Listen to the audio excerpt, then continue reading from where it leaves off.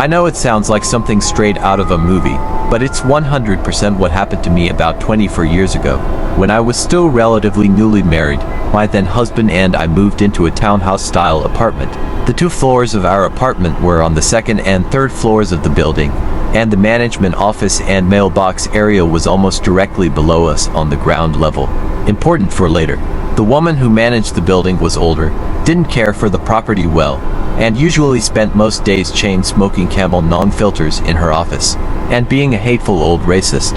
Imagine renting a place from Juno the social worker from Beetlejuice, but less helpful.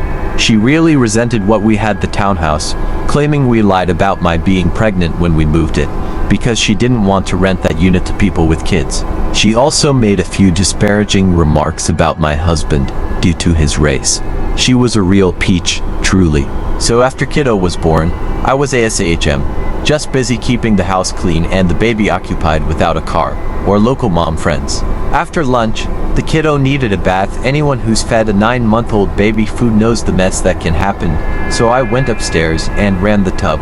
Soon, I had the baby sitting happily splashing in one of those suction cup bath seats. Important to note, it's the middle of winter and we had nitrogen monoxide I'd been fighting Juno the landlord about for a while. Among other maintenance issues, like my arcing ceiling fan, or the garbage disposal that was held on with duct tape and leaked. We basically had to keep a space heater or 2 in every room to keep the chill off. I had taken one of the space heaters in the bathroom to keep the bathroom warm enough for bath time, and had it sitting out of reach and splashing distance on top of the bathroom counter. I was standing in the bathtub, getting ready to lift the baby out, when all of a sudden, the space heater started to rock back and forth, when it had not been rocking before. I had this horrible feeling of dread as I looked at the heater, and I just reacted because I knew I couldn't get both of us out of the tub in time. I reached down to grab the baby seat, ending up pulling it up off the tub and dropping the baby over the side of the tub to the bathroom floor just as the heater got to the end of the cord. It thumped into the shower door, bounced off the edge of the tub and landed on its side on the floor a couple inches away, where it shut off. Had auto shut off in case it got tipped over. When I looked over to the corner of the bathroom, that part of the room seemed to just get darker, like it was filling up with shadows. There was no smoke, no change in lighting, no windows, so no sun going behind a cloud, etc. It was just darker. I also started to smell cigarette smoke.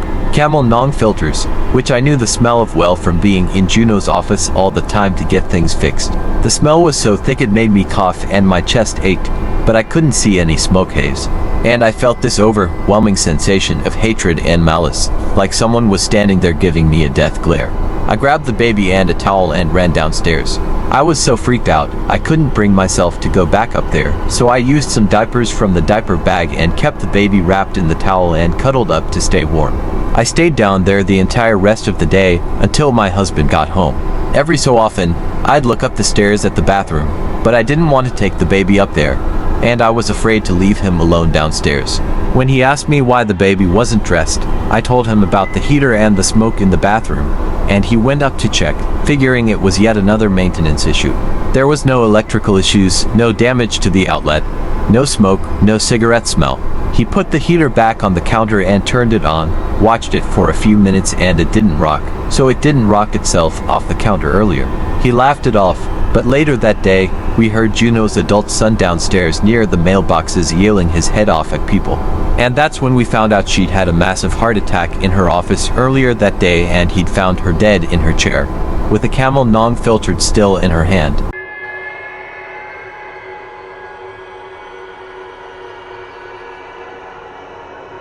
I manage a venue that used to be a Roman Catholic church, and was then abandoned and used as a flophouse for many years. I am frequently in the building alone late at night by myself, closing up after shows and club nights. Several strange things have happened to me there. I was really busy setting up for an event, and I was walking along the mezzanine area toward a room that everyone had told me was haunted. And while I love ghost stories, I don't really believe in the supernatural on a fundamental level. The last thing on my mind at this time was spooky stuff. I was en route from one area to another, on a mission to do some logistical task or another. I paused at the railing, and suddenly I felt the sensation of being grabbed hard around the ankle, as though from below. which made no sense, as it was a 25-foot drop down to the main floor. I leapt backwards and started shaking my leg, and looked everywhere, but saw nothing. I was taking a meeting in broad daylight with a collaborator. We were sitting on a plush couch in the middle of the space, enjoying our conversation about a potential series of events we could do. Because it was a business meeting, I left one cushion of space between him and myself on the couch. Suddenly, mid-sentence, I felt the distinct sensation of someone walking up to us, and then sitting directly between us. We both paused and just stared at the cushion, which was moving. There was an impression as though someone had sat down, and there was a palpable energy and tension in the air. It felt for all the world as though an invisible person was sitting right there.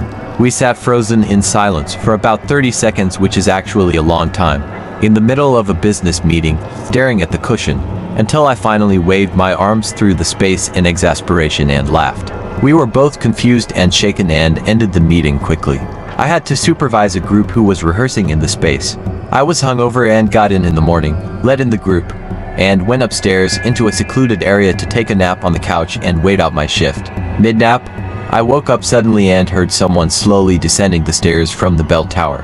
I froze and kept my eyes closed, thinking it was someone from the rehearsing group and I just wanted them to go away. The footsteps drew closer, and I heard what sounded like a man muttering to himself under his breath as he leaned over me and grasped my hip hard. He squeezed it until it hurt. I let out a yell and opened my eyes, but there was nobody there. Probs just sleep paralysis, but very odd. I've never had a sleep paralysis incident before. Multiple instances of seeing figures in the mirror, hearing doors slam, etc. People calling my name from distant corners when I'm there by myself. The custodian once told me she refuses to clean at night anymore since she heard someone quietly praying in the confessional at 3 in the morning. Everyone likes to claim it's the ghosts of all these Irish Catholic priests and their parishioners. But in my opinion, the many years the church sat empty and desolate as a last resort shelter for drug addicts and prostitutes is the more likely window of time where people would have died desperate, lost and in pain.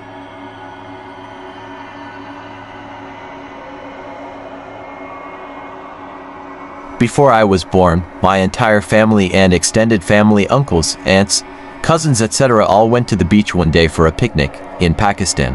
Now, I don't know the exact details, however, back in the day, the smugglers used to bring in electronics from various countries to resell them via boats, and they would park the boats at the beach. Now, from what I have always been told, and I don't know how, if someone does please shed light, as I am always curious, they used to dig holes or something similar during low tides, so when it was full, it would create sort of a vortex or some inward pressure that'd help keep the boat steady on that spot as they unloaded. However, once completed, they'd leave, leaving that hole in the ground.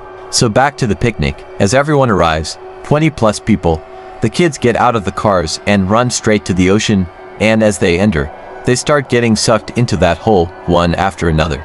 Screams ensues and everyone is trying to save each other, and one after another, they keep going in.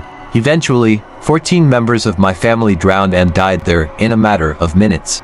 It was an absolute catastrophe and extremely tragic. However, the haunting paranormal part of it comes next. Everyone used to live in a massive house all together. Think for stories, huge ass old styled house. So now imagine all of a sudden 14 people gone, dead.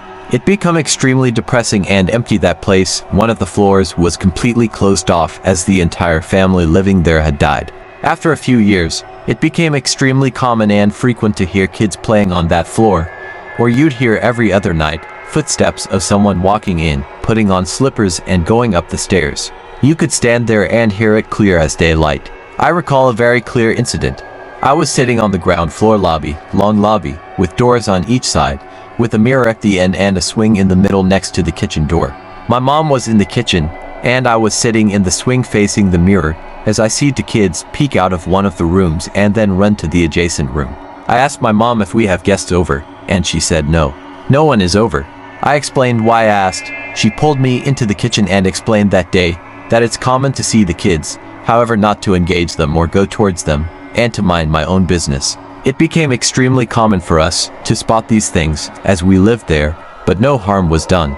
Once my tutor came home, sitting in my room, and I'd always close the door to my room, so there are no distractions. Once he came about, and he was sitting facing the door, which I had left open as I was alone at home.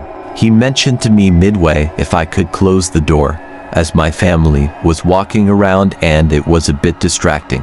I told him no one is home, which he didn't believe, until I took him out and showed him around the whole floor. He absolutely freaked out, and immediately left and stopped tutoring me unless I went to his place. I moved to Saudi Arabia after that, and saw a lot of things growing up, but thankfully I am not scared of such things or experiences, so I don't get freaked out, but I'd imagine most people would get really freaked out. When you live in the desert, you see things that you can't explain. It's creepy sometimes.